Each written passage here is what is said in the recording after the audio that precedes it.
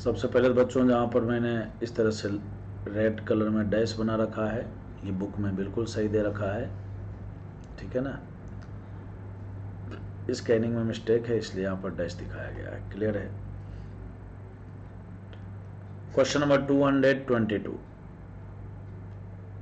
कहता है इसमें से मीजो कंपाउंड बताइए। मीजो कंपाउंड के लिए क्या कंडीशन होता है? कंडीशन होता है सबसे पहला नंबर कायरल सेंटर मिनिमम 2 तो होने ही चाहिए। बिना कायरल सेंटर के मीजो कंपाउंड की बात नहीं होती। कायरल सेंटर तो मिनिमम 2 होने ही चाहिए। साथ ही साथ बच्चों उसमें पीओएस भी प्रेजेंट होना चाहिए। सिमेट्री सीटी प्रेजेंट होनी चाहिए। बच्चों इसमें कायरल सेंटर तो प्रेजेंट है लेकिन पीओएस प्रेजेंट नहीं है, तो ये मीजो नहीं हो सकता। बच्चों जब भी इस तरह से सोहर्स दिया हुआ हो ना, ठीक है ना, तो इसको आपको फीसर में बदलना पड़ेगा।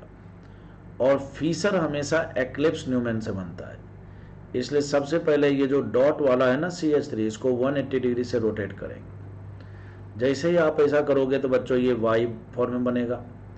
यहाँ पर H, यहाँ पर Cl और नीचे CH3 बना। और उधर जो है बच्चों बिल्कुल सही है, CH3 H Cl और CH3, ठीक है ना, ये बन गया एक्लिप्स। अब बच्चों इस एक्लिप्स का अब आप फिशर जब बनाओगे तो यहाँ पर H Cl और CH3, वर्टिकल लाइन वर्टिकल पर होता है बच्चों, CH3 ऊपर ऊपर लगा दो, बाकी जो जहाँ जैसे दिख रहा है वैसे लगा दो। यहाँ पर HCl। अब जब आप इसमें पीओएस देखोगे तो आपको आराम से पीओएस इसमें मिल जाएगा। 2 कायरल सेंटर भी है, पीओएस भी है, इसलिए यही इसका करेक्ट आंसर होगा, मीजो, है ना बच्चों। ऑप्शन नंबर सी में कोई कायरल सेंटर नहीं है, इसलिए मीजो वाली बात ही नहीं होगी। डी में भी कोई कायरल सेंटर नहीं है बच्चों, इसलिए मीजो की कोई बात नहीं होगी। ऑप्शन नंबर 20 का करेक्ट आंसर। 23 में कहता है कि इसमें किसमें प्लेन ऑफ सिमेट्री है बच्चों। इसमें जब आप यहां से एक लाइन खींचोगे ना, तो देखो आप ये लाइन है। प्लेन ऑफ सिमेट्री वो लाइन होता है जहां से मॉलिक्यूल 2 बराबर भागों में बढ़ जाता है, और तो और दोनों भाग एक दूसरे के मिरर इमेज होते हैं, मतलब जैसा पोर्शन इधर वैसा ही पोर्शन इधर बच्चों, ठीक है ना। तो प्लेन ऑफ सिमेट्री इसी में है। इसमें प्लेन ऑफ सिमेट्री नहीं है। यहाँ से आप लाइन क्रॉस करेंगे तो बच्चों यहाँ पर वेज है, जबकि यहाँ पर सिंपल लाइन दिया हुआ है, ठीक है ना। वेज का मिरर इमेज वेज ही होगा। अगर आप यहाँ से एक लाइन खींचेंगे तो इस तरफ वेज है ना बच्चों, तो इधर भी वेज होना चाहिए, ठीक है ना। यहाँ पर बच्चों एक लाइन ऐसे खींचोगे तो यहाँ पर ऐसे मिरर मान लो, तो वेज का मिरर इमेज वेज होना चाहिए, जो कि नहीं है। फिर बच्चों यहाँ पर जैसे देखो एक ही कायरल सेंटर है, यहाँ पर कार्बन जो है कायरल सेंटर है। जब कंपाउंड में एक ही कायरल सेंटर हो बच्चों, तो उसमें ना तो पीओएस होता है ना तो सीओएस होता है, कंपाउंड ऑप्टिकली एक्टिव होता है, ठीक है ना बच्चों। तो पीओएस इसमें तो खैर नहीं होगा। तो किस में होगा? तो ऑप्शन नंबर ए इसका करेक्ट आंसर है। अब हम बात करेंगे 224 में, total number of stereo isomer. बच्चों जब भी स्टीरियो आइसोमर की बात होती है ना, तो GI प्लस OI का कैलकुलेशन होता है। GI का कैलकुलेशन होता है बच्चों, आपको पता है, स्टीरियो सेंटर बोलते हैं उसको, C डबल, मतलब जिस कारण से भी GI हो रहा, ठीक है ना। Generally C double bond C के कारण GI होता है बच्चों, और कायरल सेंटर के कारण OI होता है। लेकिन हमेशा कायरल सेंटर के कारण OI होगा कोई जरूरी नहीं है। जैसे क्यूमुलिन, इवन क्यूमुलिन में कोई कायरल सेंटर नहीं होता है, फिर भी OI होते हैं, ठीक है ना। जनरली कायरल सेंटर के कारण OI होता है और डबल बॉन्ड के कारण जो है GI होता है। ये स्टेटमेंट दे सकते हैं। खैर, तो कुल मिलाकर हमें स्टीरियो सेंटर पहचानने होंगे, है ना बच्चों, स्टीरियो सेंटर पहचानने होंगे। और स्टीरियो सेंटर पहचानने के बाद और फिर उसका फॉर्मूला अप्लाई कर देंगे, 2 to the power n वाला फॉर्मूला, क्योंकि मॉलिक्यूल अनसिमेट्रिकल है। तो देखिए बच्चों, एक तो कायरल सेंटर ये है, एक देखिए डॉट जो है ना, ये भी एक कार्बन है, तो ये भी एक कायरल सेंटर है। क्यों? यहाँ CH3H और ये पूरा एक ग्रुप है, और पीछे जो सर्कल है बच्चों वो एक कार्बन है। देखिए आपको दिक्कत आएगी तो थोड़ी सी मैं आपको समझाने का कोशिश करता हूँ। डॉट को एक कार्बन मानिए, सर्कल को भी एक कार्बन मानिए।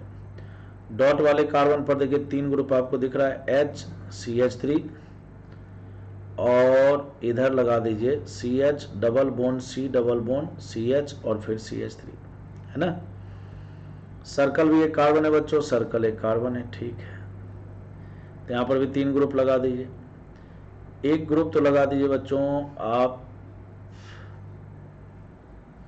कैसे लगाएं, चलो लगा देते हैं, लगाना पड़ेगा ही। सर्कल पर 3 ग्रुप दिख रहा है बच्चों, एक तो दिख रहा है CH डबल बॉन्ड CH2, उसको यहां लगा देता हूं, CH डबल बॉन्ड CH2 को यहां लगा दिया। फिर बच्चों एक ग्रुप दिख रहा है CH डबल बॉन्ड CH और फिर CH3 दिख रहा है, वो लगा दिया इधर। और एक दिख रहा है इधर वाला ग्रुप CH, थोड़ी जगह कम पड़ रही है, यहाँ Br लगा दिया। और फिर यहाँ पर R मान लेते हैं, ये पूरे को R मान लेते हैं, ठीक है ना। चलिए अब कायरल सेंटर ढूंढते हैं। एक तो बच्चों कायरल सेंटर ये है, एक ये भी कायरल सेंटर है, एक ये भी कायरल, 3 कायरल सेंटर है। एक ये बच्चों C डबल बॉन्ड C, जहां पर GI होगा, यहां पर कोई GI नहीं होगा बच्चों। ये देखिए है इवन क्यूमुलिन है, इवन क्यूमुलिन, और आपको पता है इवन क्यूमुलिन के कारण OI होता है, तो ये भी एक स्टीरियो सेंटर में काउंट होगा जिसके कारण OI होगा। कायरल सेंटर नहीं है लेकिन इवन क्यूमुलिन के कारण OI होता है, इसलिए इसको भी स्टीरियो सेंटर में काउंट किया जाएगा। तो कुल मिलाकर 3 तो कायरल सेंटर मिले जहां सीधा सीधा OI होगा, एक डबल बॉन्ड मिला ऐसा जहां GI होगा, और एक इवन क्यूमुलिन मिला जहां OI होगा, ठीक है ना बच्चों। तो 4 सेंटर ऐसे मिले जहां OI होगा, एक सेंटर ऐसा मिला जहां पर GI होगा। तो कुल मिलाकर बात यह है कि स्टीरियो सेंटर हमें 5 मिल गए, मॉलिक्यूल है अनसिमेट्रिकल, तो बच्चों 2 टू द पावर 5 इसका करेक्ट आंसर हो जाएगा। 225 ये दोनों कंपाउंड क्या है एक दूसरे, बच्चों ये दोनों कंपाउंड साइक्लोऑक्टीन है। साइक्लोऑक्टीन का बच्चों ये सिस फॉर्म होता है और ये ट्रांसफॉर्म होता है, ठीक है ना।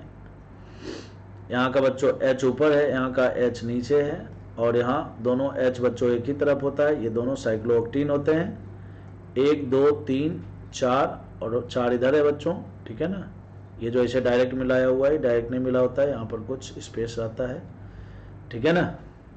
तो टोटल कुल मिलाकर बात यह है कि आपको ध्यान रखना है कि ये साइक्लोऑक्टीन का ट्रांस स्ट्रक्चर है, ये साइक्लोऑक्टीन का सिस स्ट्रक्चर है। सिस और ट्रांस दोनों एक दूसरे के GI है बच्चों, ज्योमेट्रिकल आइसोमर है। मैंने आपको बहुत बार बता रखा है, जब 2 कंपाउंड एक दूसरे के ज्योमेट्रिकल आइसोमर होते हैं तो क्या क्या हो सकते हैं, क्या क्या हो सकते हैं, कन्फिगरेशनल होंगे, स्टीरियो होंगे, डाइस्टीरियोमर होंगे, है ना। तो यहाँ पे देखिए आंसर देखा है डाइस्टीरियोमर।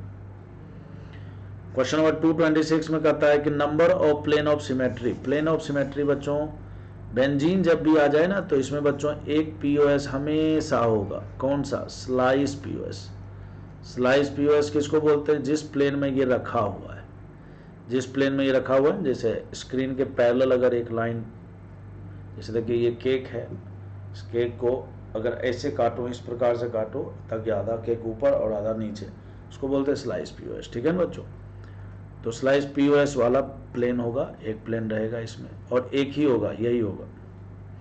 कहता है which of the following is chiral. Chiral compound कौन सा होता है जिसमें POS नहीं होता, COS नहीं होता, जो ऑप्टिकली एक्टिव होता है, और वही कायरल होता है। तो बच्चों देखिए इसमें तो कोई कायरल सेंटर ही नहीं, बात ही खत्म हो गई। इसमें देखिए यहाँ पर POS प्रेजेंट है बच्चों, इसमें देखिए यहाँ पर POS भी प्रेजेंट है और COS भी प्रेजेंट है, POS भी प्रेजेंट है और COS भी प्रेजेंट है। इसमें बच्चों ना तो POS प्रेजेंट है और ना तो COS प्रेजेंट है, ठीक है ना। तो इसलिए ऑप्टिकली एक्टिव है, मतलब कायरल है। तो D इसका करेक्ट आंसर हो जाएगा।